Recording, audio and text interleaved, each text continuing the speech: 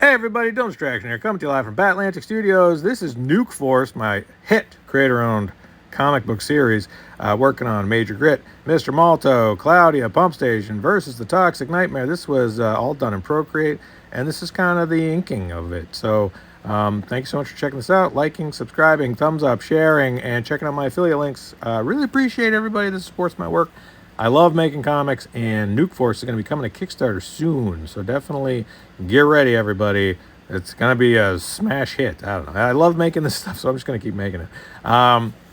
This is where I render out and decide how much line work to do. Different panels, I think, require different amount of rendering. Sometimes I will really try to keep it very sparse and simple.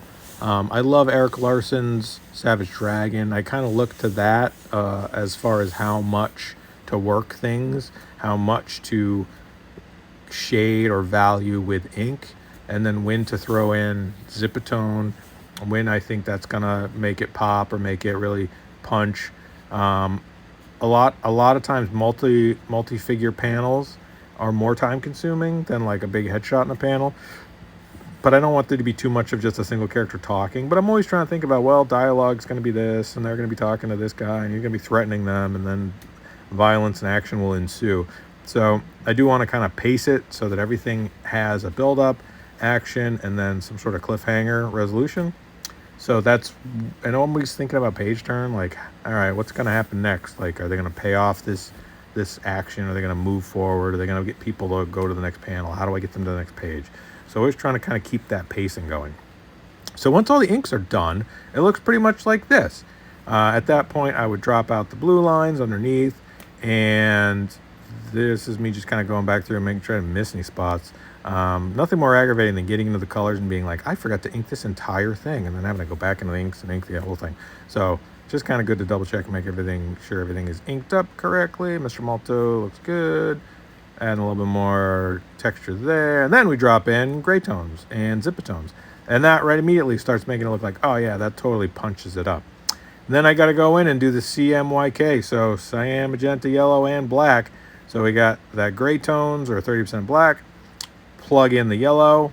There's a lot of yellow in this scene, I know that, and then I go back through and add in the green or the cyan. The cyan and the yellow obviously make a green tone. Then I just make sure all the cyan is accurate. I know what the colors of the characters are.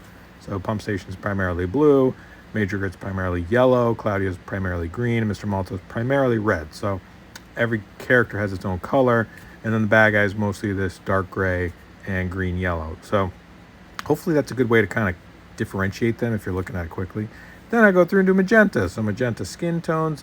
And it's a really limited color palette. If I can't make it with CMYK, I'm not using it. That helps to keep the comic book consistent, and it also really helps to make it look vintage. I think there's a real benefit to that. I think there's a real strength to that.